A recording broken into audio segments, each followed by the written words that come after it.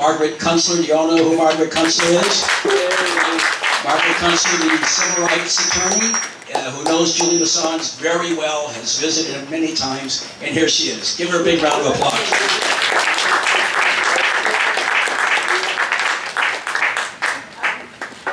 I'm really up here to introduce Chris Hedges, because, I mean, he really is a hero of our movement. I mean, he has been steadfastly supportive of Julian, and not only that, I mean, his role as the radical intellectual that he plays is so important for us, because, I mean, he really gives us a level of credibility that we would not have without his major intellect. But what I want to say about him before he comes up is that one of the things that I love him for, because of my experience with prisons, is that he has never stopped visiting people in prison. And right now he's teaching courses, and he considers that a really important thing that he does with his life.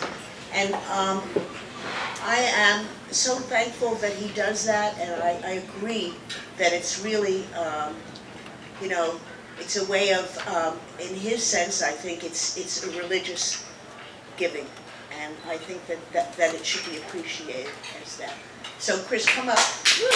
Is that there's a conscious decision, and this is true in every society, on the part of the ruling classes, not to teach the vulnerable and the disempowered about how power works. And so this is, they're starting with Plato and Aristotle and Nietzsche and Marx, and but it's really giving them a grounding.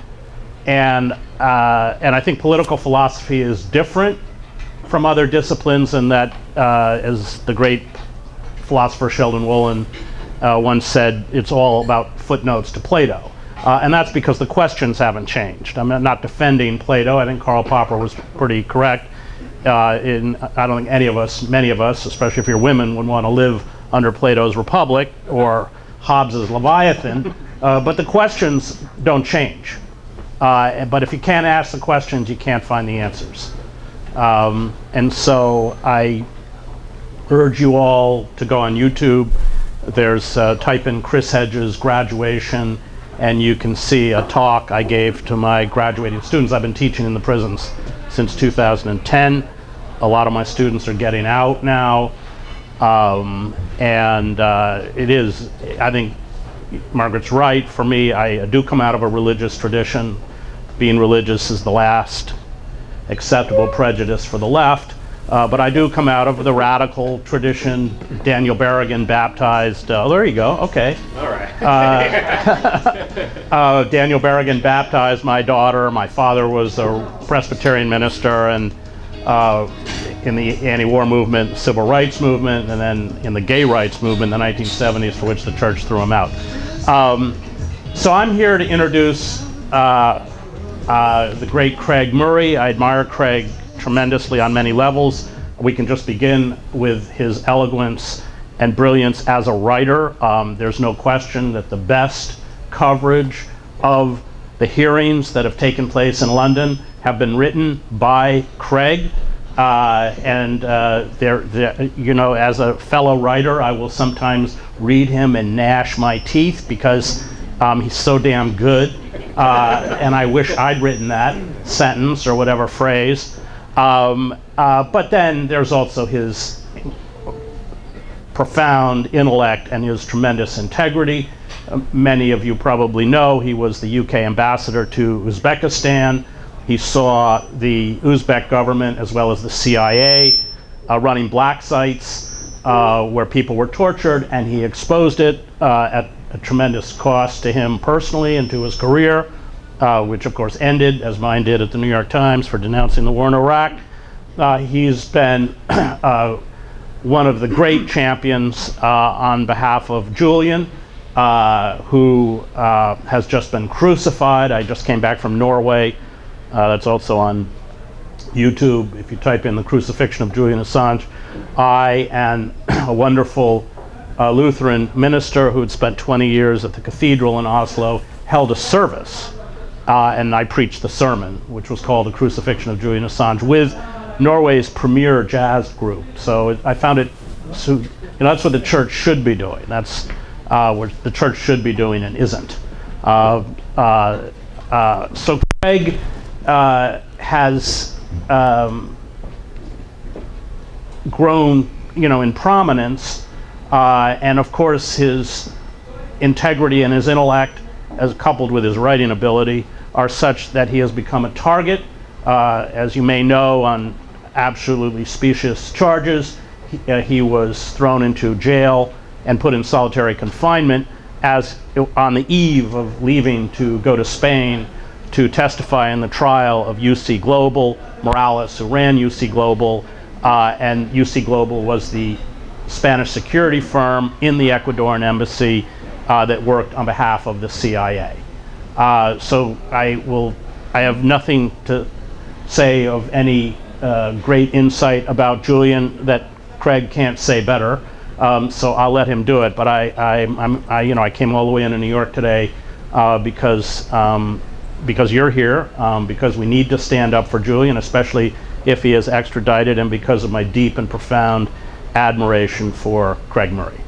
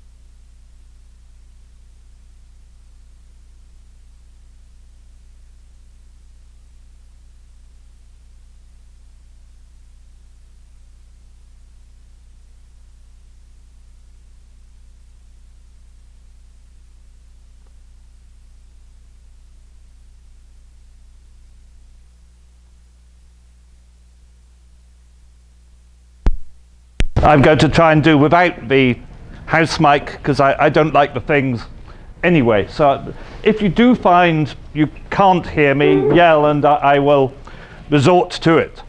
And it was so lovely to hear those introductions. I very much want to thank Randy for organising this tour and looking after me so well.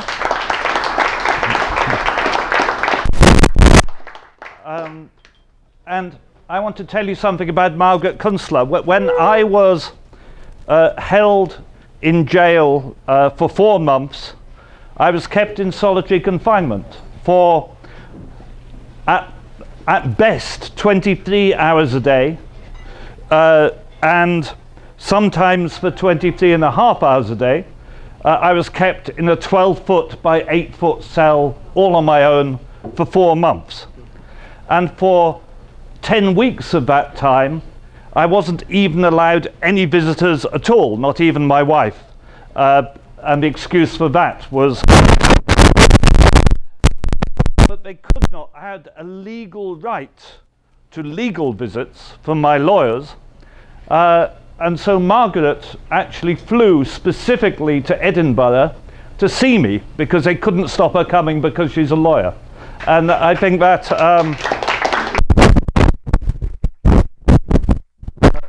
that says a tremendous thing about her heart, and she went and also comforted my family. That's something I will never forget. And Chris, of course, is Chris. He is a great intellectual, and following Chris is a little bit difficult. Chris also has one big advantage over me today. It's slightly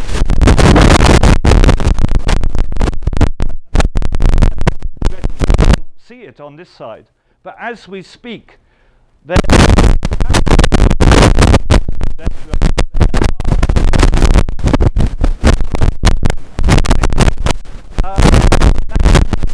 Chris is a minister of religion, so maybe that doesn't distract him too much, but I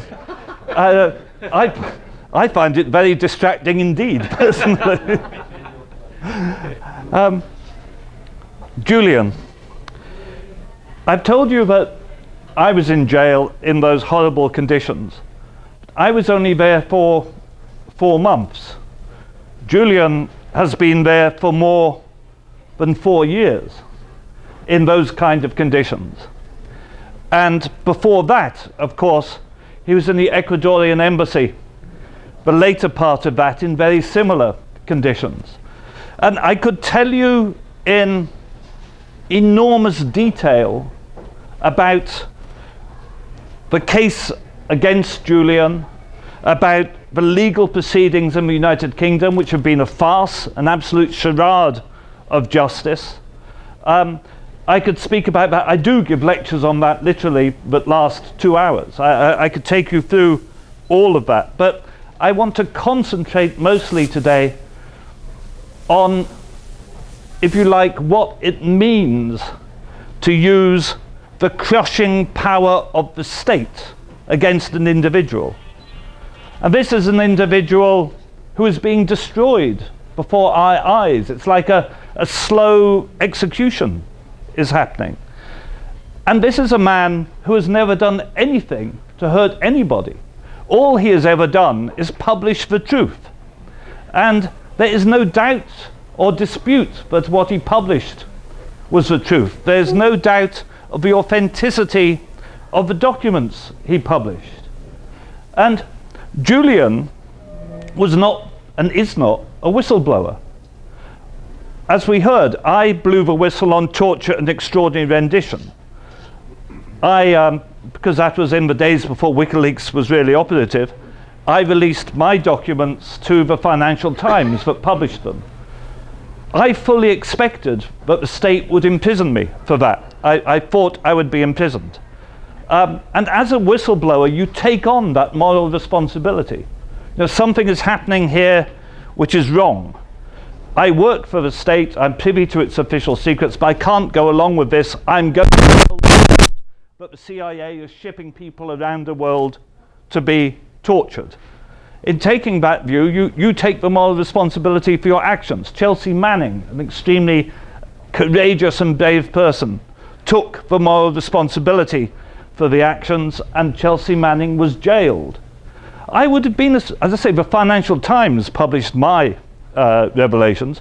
I would have been astonished had the editor of the Financial Times be jailed.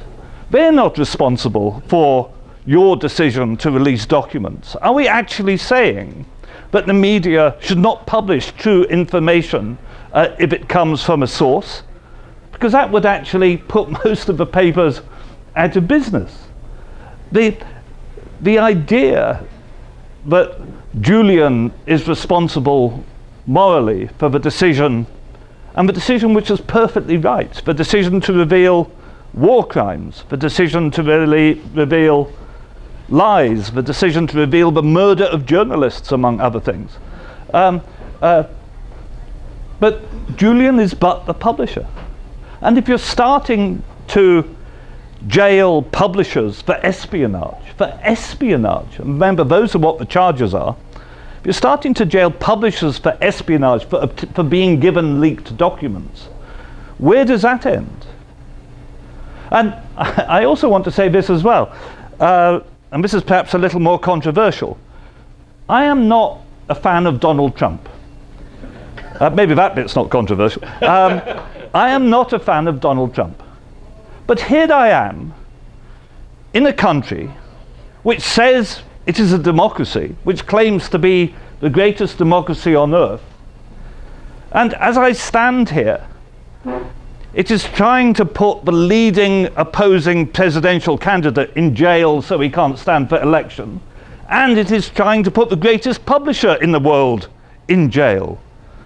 This is not the greatest democracy in the world. This is the worst dictatorship in the world. That's where we are.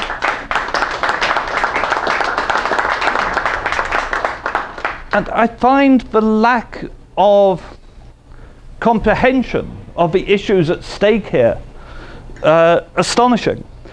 I did not take seriously for a long while Mike Pompeo saying that Julian could not plead the First Amendment because he's not an American citizen. I thought that must just be rhetoric, you know. But he meant it. They pled it in court in the UK, and they intend to plead it in court should Julian come to the United States. And there was, 2 years ago, I think, there was a decision of the Supreme Court in a case between United States aid and certain overseas charities in receipt of money from United States aid. And in that case, the Supreme Court ruled that the First Amendment does not apply to non-US citizens.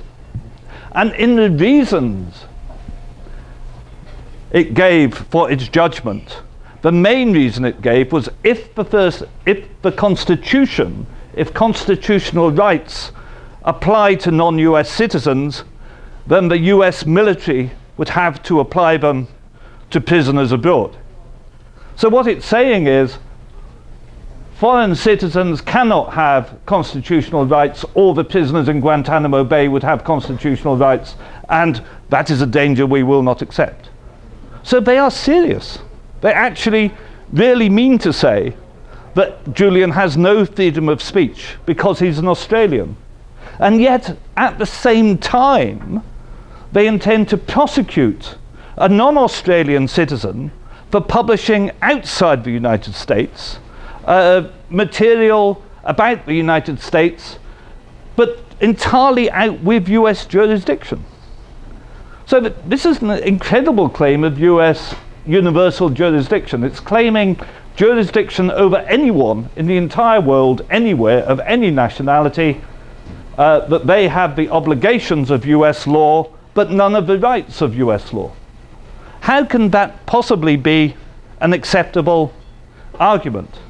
There's also another interesting argument there, which is the right to freedom of speech under the First Amendment. Yes, it's a right to freedom of speech. It's also a right of freedom to hear.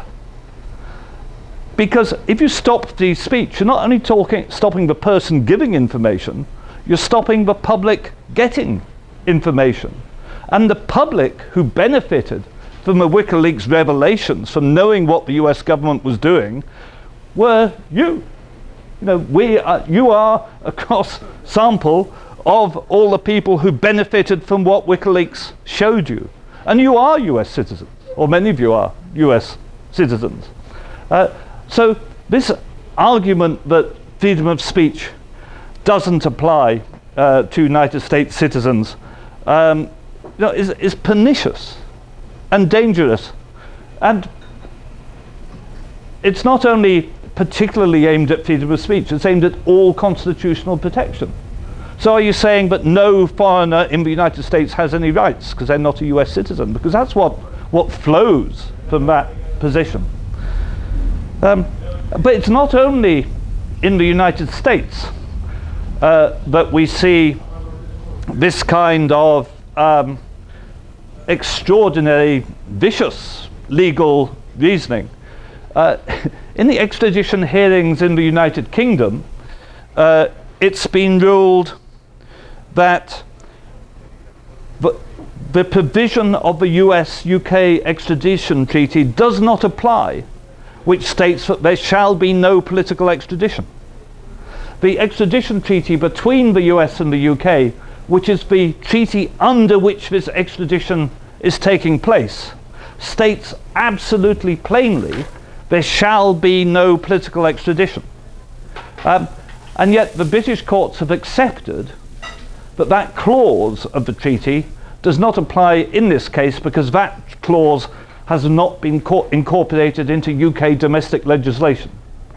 And that's an interesting argument, because what that is saying is that the British government can sign and ratify a treaty but that treaty is not binding upon the British government even though they signed and ratified it.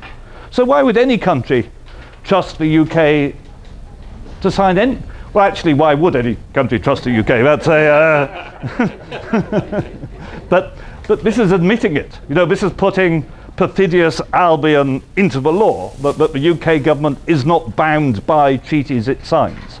That, again, is an astonishing position. But those are just a couple of examples of the way the law is being applied to reach an object. The persecution of Julian, the killing of Julian, is preordained policy. It's coming from government. It's motivated by the security services. The judiciary are just doing what they're told. And one thing, having sat through almost every day of Julian's hearings in the UK, one thing I am absolutely certain of is that judicial independence is a pretense. It's a charade. It's a lie democratic countries tell themselves. In fact, the government and the security services in particular have a very strong ability to control the judiciary and to control these cases. And one example I always give, in the layout of the courts in the UK, the public gallery is at the side of the court and high up. It is literally a gallery. You are well above the level of the judge. And one interesting result of that is it's possible to actually see the judge's papers on the judge's desk. And there were procedural motions being argued throughout the case on which the judge had to make a decision. And one example I would give is a procedural motion where it was proposed that the defense wished to admit some evidence which related to WikiLeaks revelations of CIA involvement in torture. And the counsel for the United States government argued that that should be inadmissible because the United States government has never admitted involvement in torture, therefore it should not be admissible evidence. And there was a procedural motion held where the defense stood up and argued for the better part of an hour why that was important evidence and should be admitted. And then the counsel for the United States government got up and argued why it should not, in their view, be admitted, why it should be withheld. And the judge sat there and listened to the arguments, and then the judge immediately gave a ruling to say, no, she agreed with the United States and that argument should not, that evidence should not be admissible. But here's the point of that story. When she gave her ruling, she gave it from a piece of paper that she had brought into court and put on her desk before she heard the arguments. She had it already typed out and just read it out before she'd heard. We've been through this charade for hours of them arguing over whether this evidence was admissible, and she'd come in with her ruling typed out already. And I would say I very much doubt she herself made that or typed it out. This is the ruling she had been instructed to give. And we ended up with this situation. We ended up with a gentleman, Mr. El Masri, who had been kidnapped off the street by the CIA, had been flown to a secret location, had been tortured for 4 months on a daily basis, including, and forgive me, but I know this is unpleasant, but he had his genitals mutilated with a razor daily for 4 months by the CIA. He had won a case in the European Court of Human Rights who ruled that this had happened, so it wasn't in doubt. And he was giving evidence because it was WikiLeaks evidence. WikiLeaks released a US diplomatic telegram about his case in which the United States was admitting this had actually happened. And that was what got him out of jail. He was in jail. And it was WikiLeaks releasing proof that this had actually happened to him that got him out of prison. And he was giving his evidence, and he was not allowed at any stage to say he had been tortured. Anytime he tried to say he had been tortured, the judge stopped him because that was not admissible evidence, because there's no evidence for United States tortures, she said. And that is an example of the kind of legal charade we've been to. And it's also an example of the kind of bestial behavior by the government of the United States that WikiLeaks has done so much to try to stop. That's what this is about. And it's also, of course, why the US security services hate Julian so much for revealing so much of the truth about what they do. Now, I believe this is a winnable fight. We are still trying to stop extradition in the courts of the UK. We are still trying to stop extradition in the European Court of Human Rights, but we may not succeed. You know, it's not a fair fight. I personally don't believe, I just do not believe, that the judiciary are in any way fair or unbiased. And the last stage of Julian's case we had, where his appeal to the High Court was dismissed, the judge who dismissed his appeal had previously been a private barrister whose main client was the security services, and who is on record as saying in an interview when he became a judge that the security services were his favorite client because they were always right and always very organized. And he was the judge who dismissed Julian's last appeal. And in fact, if you go to the very start of the process, Julian's very first court appearance, there was a judge called Justice Snow who gave remarks calling Julian a narcissist before Julian had even opened his mouth and said anything at all. In his opening remarks, the judge said, "Mr. Assange, you are a narcissist." I mean, that is the very definition of prejudice. We have a situation where it is admitted by the government of the United States that it possesses video recordings of Julian's meetings with his defense counsel. Secret video recordings of Julian's meetings with his defense counsel, breaking attorney-client privilege. In any other trial, that would have the thing thrown out immediately. It would have the thing thrown out immediately in any democracy in the world. And what did the United States government say? It said that the CIA had not given those video recordings to the Justice Department or shown them to any other department. They had just stayed in a room in the CIA. Well, if I were an American taxpayer, I would want to know what the hell is the CIA doing, spending hundreds of thousands of pounds on secret operations to take videotapes which it then hides in a cupboard and never shows to anybody. What would be the point? You know, this is just obviously untrue. It's an obvious brazen lie. The idea that the CIA possesses the videos of Julian's meetings with his defense counsel but never showed them to anybody. You'd have to be mad to believe that. And that's another one of the legal fictions that this case rests upon. So we have a situation where you have a man kept in the most terrible circumstances. He is housed in the UK's biggest maximum security prison where the worst terrorists are kept. And he's there, not that he's ever harmed anyone, he's there only for publishing. He faces this continued and lengthy legal process which from day one has been utterly biased and depends on this series of perverse rulings which would never happen in any other case. And we have a situation where he's liable, and it could happen very quickly, to be extradited here, and we could find that the fight to save him devolves here in the United States and devolves frankly on you and people like you, because the only way to save him is for people to understand that freedom itself is at stake, the most basic of freedoms, freedom of speech, freedom of opinion. This is what is at stake at this case. And we have to get a decision by the US administration to drop this and stop this horrible persecution.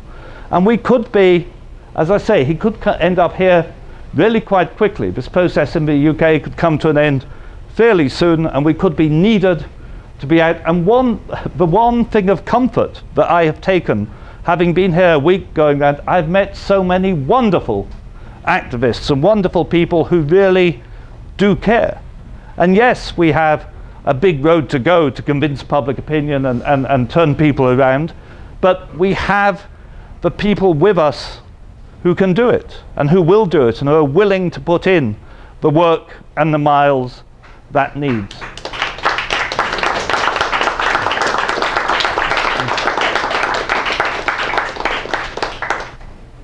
I'm very open to taking questions. I haven't finished. I'm a Scot. No.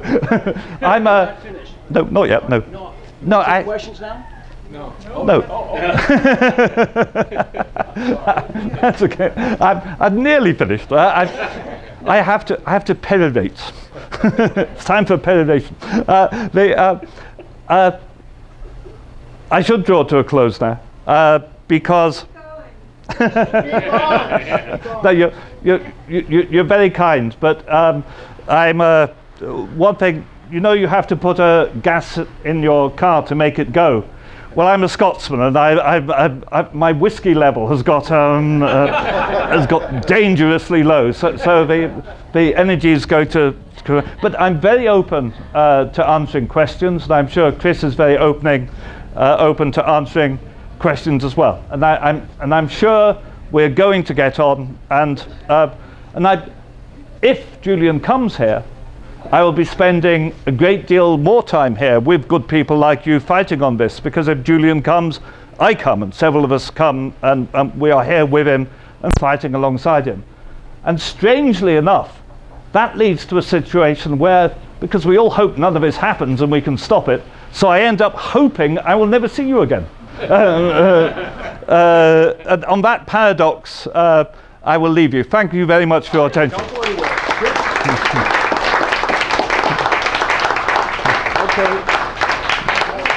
We have a short time with this space. We're going to open up questions for Chris and for Craig, but questions, not speeches. So I want people who, what, when, where, and why, those type of questions, short so they can answer. All right? So Chris has only got so much time. They didn't hear. What? They didn't hear. I said we're opening this up for questions right now, but 1 second. Questions, short questions, not speeches, all right? Because they only have so much time left in this room. So, next person who might want to ask a question, go ahead, sir. Back in 1985, Margaret Thatcher came over here. She addressed it. I just totally did that. Right there by the front. Okay. Thank you. Back in 1985, Margaret Thatcher had come over here to address the joint houses of Congress, trying to get the U.S.-UK extradition treaty changed. Unfortunately, she was successful in that. That was to enable the extradition of Joe Doherty. He was an IRA prisoner being held here. Do you think there was any reciprocation might have been changed back then that would enable Julian's extradition over here? Thank you. Should we take 2 or 3 at once? Yeah, let's take 2 or 3 at once. All right, somebody on the other side of the room? Somebody on the other side of the room? All right. Questions? Why do you think can you hear me? No. Can I be heard? Yes. Okay. Why do you think they have not suicided Julian Assange? Haven't they already made their point, and are they really going to get enough legal mileage out of keeping this horrific legal trial going? All right, one more over here. We're going back and forth. Somebody over here? Nobody. All right. There's been a lot of talk about some agreement that would allow Julian to serve out his sentence, that is after a trial or after some plea bargain in Australia, which is unfair fundamentally. But what do you think of these discussions? All right, those are 3 questions. I'm sure you guys know what they are. Chris, do you want to take that? Or you want to hold it?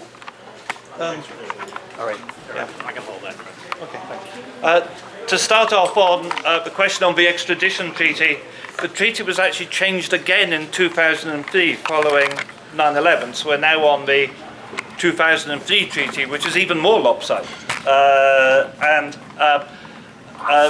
Of course, terrorism is always the wedge issue they use in order to justify cutting down on people's rights. And before it was the IRA, and then it was 9/11, and the idea that you use these moments of panic to cut down the general rights of everybody, I think is a serious problem. I'm afraid I'm not an expert on the Thatcher negotiations. It sounds right what you were saying, but we're now on the 2003 treaty.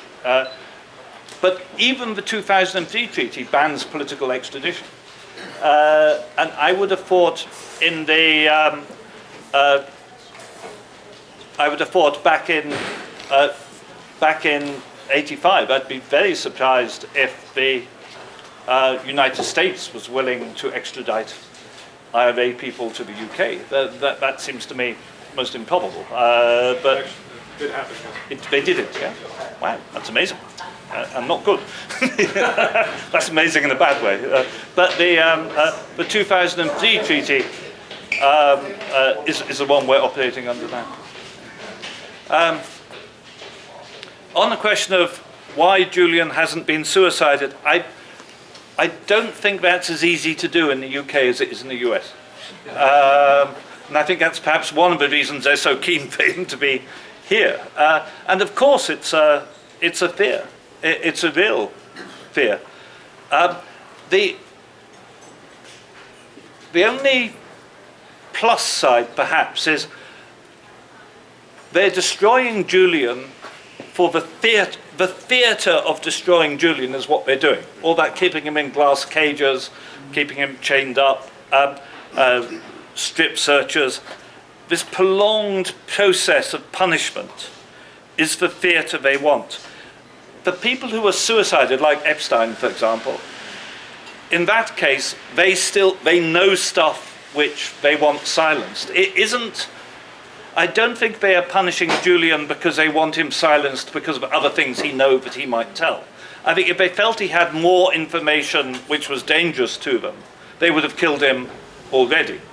But this is a different thing where the process itself, the theatre of punishment, the theatre of the crushing power of the state being used against an individual, that's what they want. So they don't have such a strong motive to resort to suicide in Julian's case, but it is something which genuinely scares us. You know, if he comes here, will he be murdered quickly in an American prison, and they will say it's suicide? And maybe if he were in the States and it started to look like we might win the legal battle, maybe at that stage that would be quite a likely outcome. I'm sorry, I've forgotten the third question. Oh, the plea bargain. This is perhaps slightly controversial. I should start by saying that there is no offer of a plea bargain. There's nothing on the table, no approaches have been made, nothing has been mentioned to his legal team, nothing has been mentioned to his friends coming. There haven't even been any informal approaches. This appears to simply be a lie. They appear to be pretending there is a plea bargain on offer in order to try to make themselves look reasonable, and in particular in order to placate public opinion in Australia. But it's simply a lie.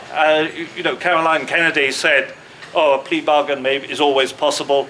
Well, I guess a plea bargain is always possible, but it doesn't actually exist. There has been no discussion at all from that side. And again, this may not be a view everybody holds. My personal opinion is, and I have told Julian this, that I want a live friend, I don't want a dead hero. And that any plea bargain that was entered into, the whole world would know that was done under extreme coercion. Nobody's going to actually believe he is guilty of something if he were to enter into a plea bargain. That's my own personal take on the matter. As far as I'm concerned, if it were to get him out of jail and get him back to his wife and children, I would advise him to plead guilty to first-degree murder, because he's just as guilty of that as he is of espionage.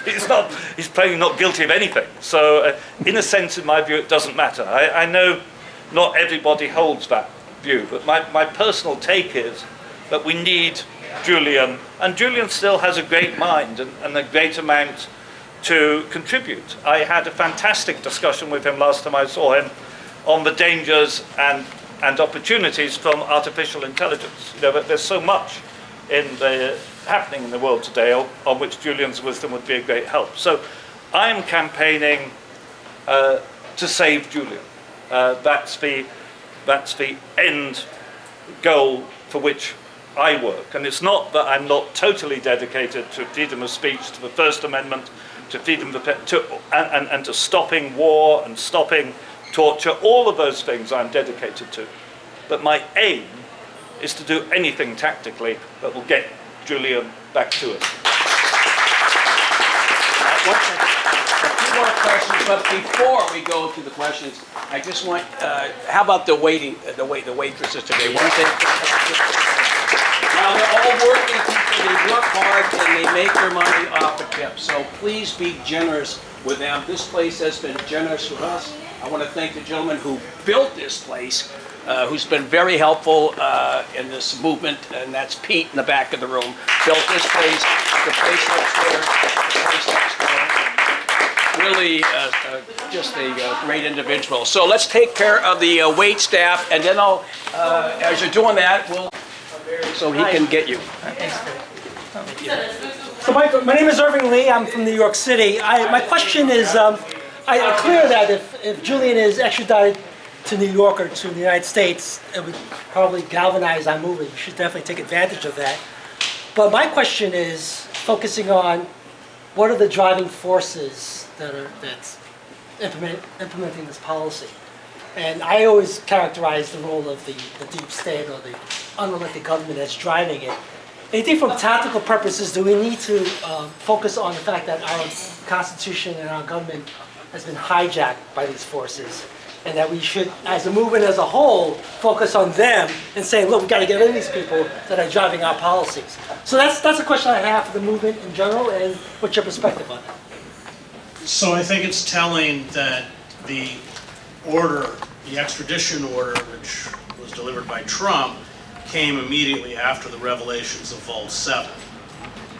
This was the revelation that the CIA has hacking tools into our cars, our smartphones, our televisions, encrypted apps, and that's when you got the reporting about the potential or the discussion of assassination or kidnapping.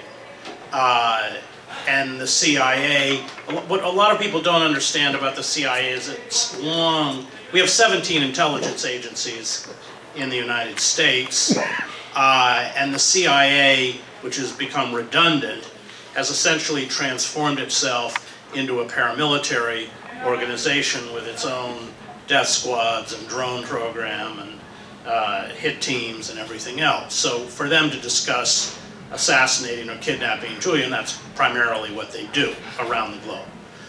So I think what's driving the extradition order is a desire for vengeance on the part of the CIA that was exposed for its wholesale intrusion into privacy across the board.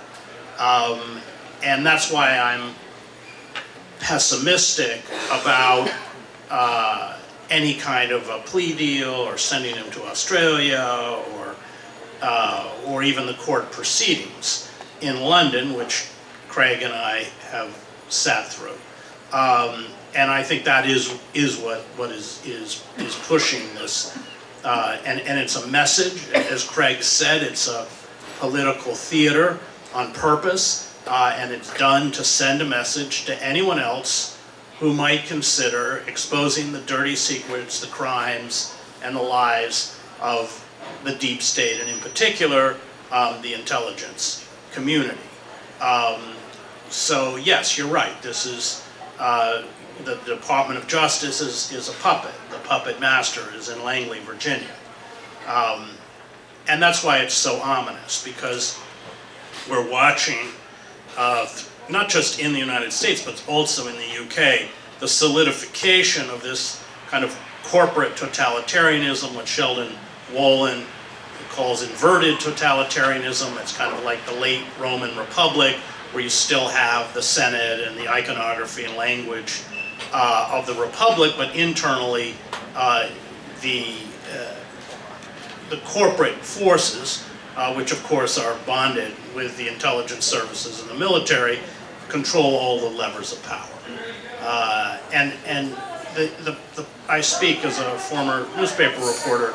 It's quite ominous should Julian be sent to the Eastern District of Virginia, for that's where they lynch people, because their jury pool is made up almost exclusively of people who either work for or have relatives in the CIA or in the military-industrial complex. But it sets a legal precedent whereby anybody who possesses classified material, and I possessed classified material when I worked for the New York Times and published it, but just the possession of classified material becomes criminalized, much less the publication of classified material.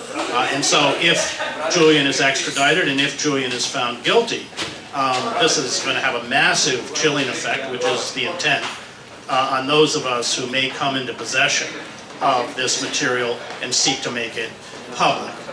So yeah, I think Craig makes a very good point, that this long, torturous process that is being carried out against Julian is by design, it's by intent, and the goal is to send a very public message. It's also to destroy him physically and psychologically, but it's to send a message to anyone who might think of. And of course, just to close, what's so ominous about this is that you don't have to be an American citizen. Julian is not an American citizen. He's an Australian citizen.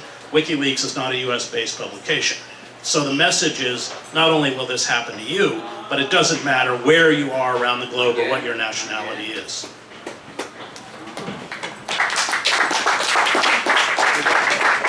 All right, I think we have time for one more. Burning desire? All right, sir.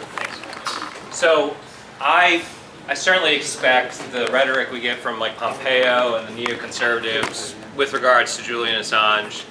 But how do you respond, or what do you think we should do about the total abrogation of responsibility of the Democratic Party, which I think for a long time sort of postured itself as this anti-war, you know, we're going to fight for people like this. And this is over the last decade. You know, I feel like it's so recent, and it's made someone like me, politically engaged, trying to be involved, I feel homeless in terms of my political ability to affect any change. Questions? What do I do? What do you think we do? What's the response to that? There's the question.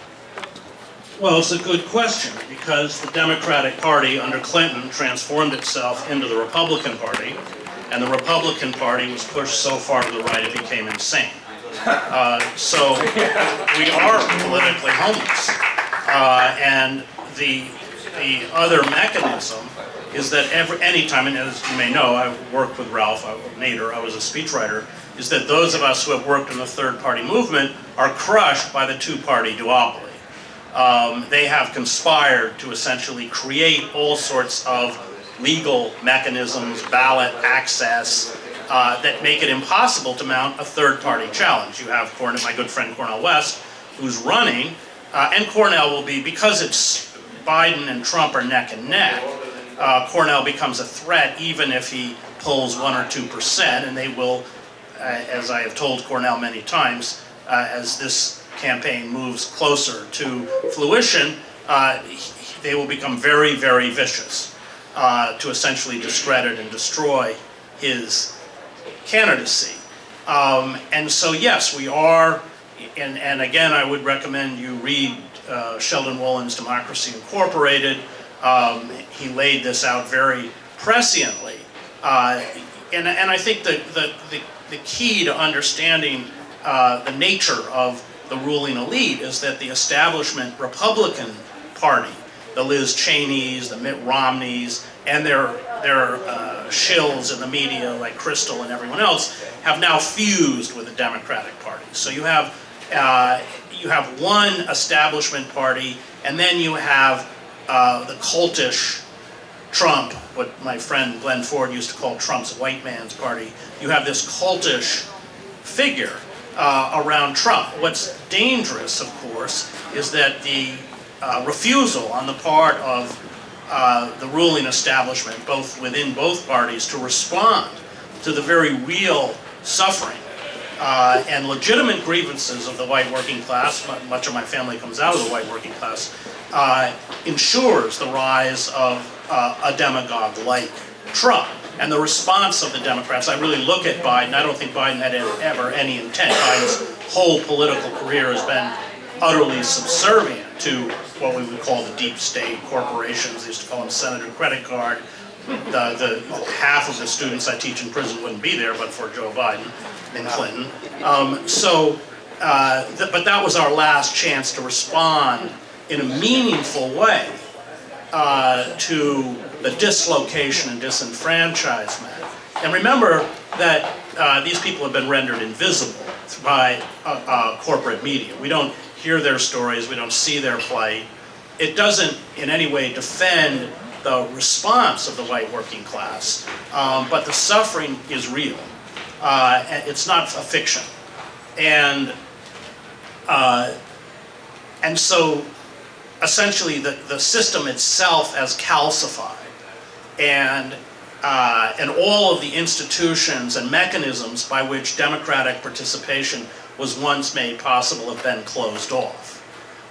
And that creates a very dangerous political situation, because with the return of Trump, and I think that's certainly a possibility, it will be a very different Trump administration. This will be, from day one, an active effort to dismantle all mechanisms within the state that provide democratic or objective analysis and service.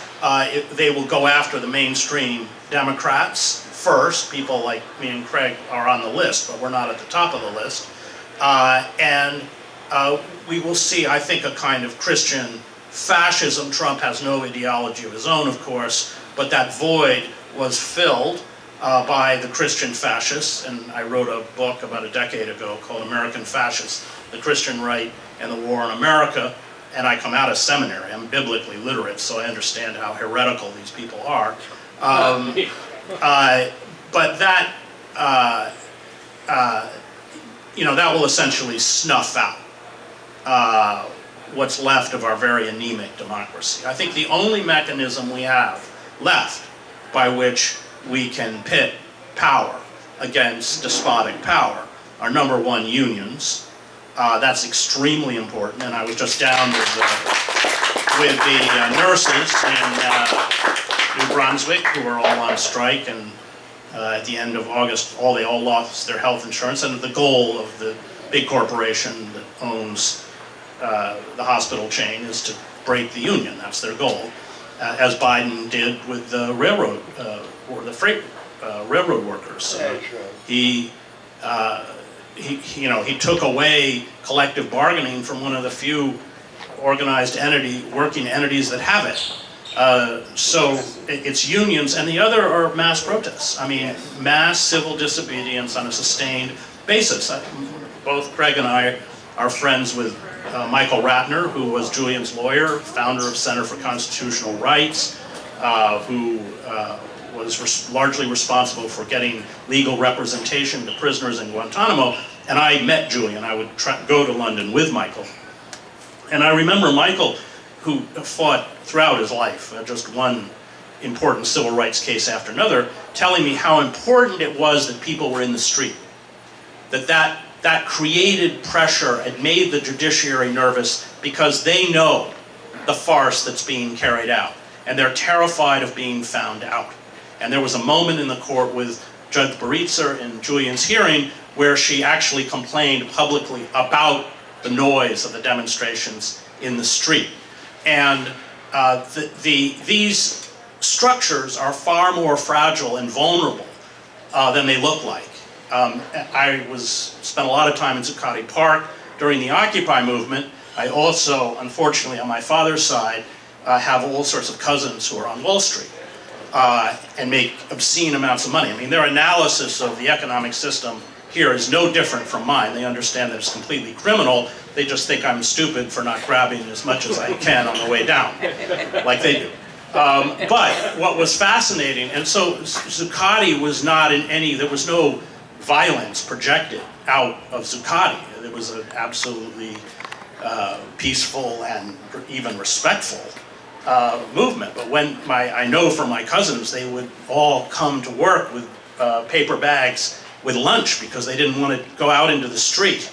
And they would get hourly updates from their corporate security. Well, they're marching down Bond Street. Well, they have a big puppet like a squid and they're going, yeah. But I think what was revealing about that was how frightened they are.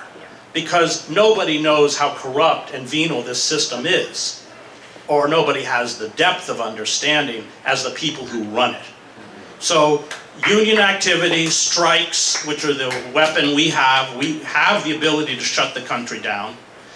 So it's strikes and it's mass movements that discredit this tiny oligarchic elite that has seized control in what John Ralston Saul calls a corporate coup d'etat in slow motion. And I'll just close by saying that I covered the revolutions in Eastern and Central Europe in 1989 as a reporter. I was in Leipzig, and that when you have mass protests like that and those tiny centers of power are discredited, they become impotent because the police and the security forces won't defend them. Crane Brinton, when he writes Anatomy of a Revolution, signals this out as a central point in revolutionary movements. And so I was in Leipzig, and the communist dictator Honecker decides to send down an elite paratroop division to Leipzig to crush, they were largely led by Lutheran clergy, these candlelit marches through the streets of Leipzig. And when they got there, because the local Communist Party officials, their families were all in the streets, they blocked the paratroopers from using force to shut down the movement. Honecker was out of power within a week. I covered the Velvet Revolution in Prague. I was in the Magic Lantern Theater every night with Václav Havel. And again, you had security forces that would no longer defend the regime, and they were finished. So I don't know where we're headed. I tend to be somewhat pessimistic about where we're headed. I worry that we're moving at kind of lightning speed towards a kind of Christian fascism. And yet there are glimmers of hope. But that hope requires us not to be passive. Because if we're passive, we're complicit. It requires us to put ourselves on the line. That requires a certain amount of discomfort, a certain amount of self-sacrifice. I don't like going to jail. I have been to jail. That's kind of more time than I care to donate to the state. Craig's been to jail. And that's where hope lies. Hope lies in, we can't have hope if we can't see it, if we want to boil it down to kind of something. We've got, because so many people out there share our sentiments, and for whatever reason, they're reluctant to walk out. I mean, when we did a protest over the wars in Iraq and Afghanistan a few years ago in front of the White House, run by Veterans for Peace, 133 vets and myself and others. There was 133 arrests. But what was fascinating is that when we were arrested, it turns out that the police all served in the National Guard. So they'd all been in Iraq and Afghanistan. And as they would put our hands behind the back and zip tie us, they would whisper, "Keep protesting." And that terrified us. Just one correction. It was Michael Ratner and William Kunstler that founded the Center for Yes, okay, thank you. Michael Ratner presente. Yes, All right. and William, the great William Kunstler. All right, so, yes. Just to come in on that, there's an elephant in the room here which we have to mention, which is of course that although the charges against Julian relate entirely to the Chelsea Manning revelations and the war in Iraq and Afghanistan. The reason the Democratic Party is so keen to persecute him is 2016. They are still furious about the publication of Hillary's emails in particular. And that's the unspoken motivation behind a lot of what's happening. Now, I'm often asked about this. I'm asked about this a very great deal because I may or may not have had a role, and apparently I'm foreigner, so I have no constitutional rights, so I can't take the Fifth Amendment, but I may or may not have had a role in that. But I've actually been asked by people. I mean, friends of mine have said to me, you know, WikiLeaks published information that helped get Donald Trump elected. Don't you feel bad about that? And there are two answers to that. The first answer is, well, what did that information reveal? It revealed that Hillary Clinton was giving speeches to Goldman Sachs in which she said, I'm going to have to say things about supporting labour rights and supporting welfare, but don't worry, I don't believe them. There's the real agenda and there's the public agenda. And it revealed her saying that to bankers and being paid $150,000 a pop for saying it to bankers. You know, what it revealed was morally disgusting. And it also revealed the campaign to gerrymander the primary election, the DNC gerrymandering the primary election to stop Bernie Sanders, who could have beaten Donald Trump, to stop Bernie Sanders from being elected. That's what it revealed. And the second thing I say when I'm asked about it is, well, you know, at the end of the day, I'm now 64 years old. I drink too much. It's not going to be very long before I meet my maker. And when I meet God, he's going to say to me, Craig, you've drunk a lot of whiskey and met a lot of bad women in your life. Why should I let you in? And I'm going to say to him, I might have helped stop Hillary Clinton becoming president, and I'll be allowed in immediately.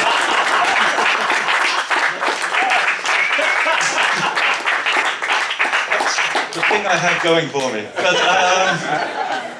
no, we both, I mean, that rigging the system to stop Bernie Sanders.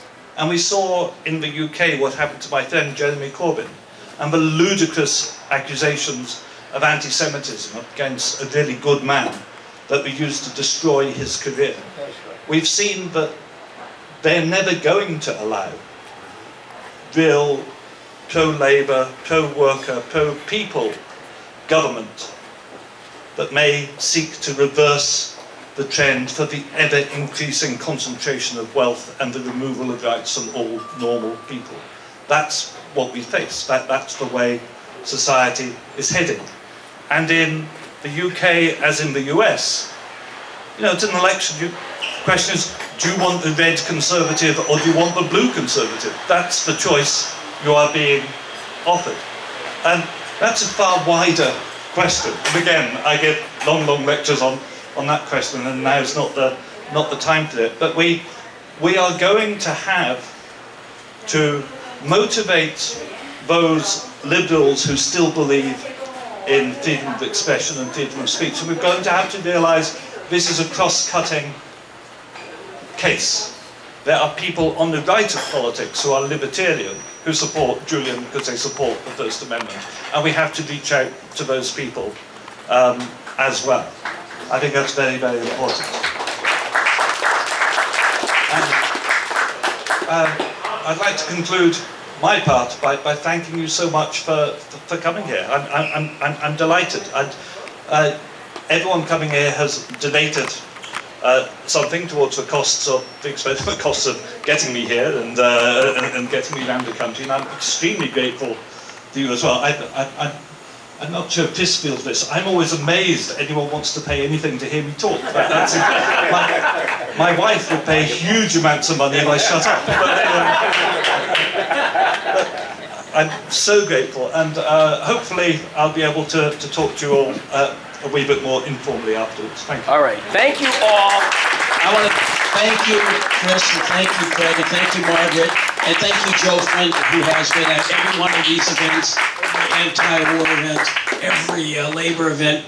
Joe Friendly has always been there. I said, how much do I owe you for this tonight? He says, nothing. Thank you for the lunch.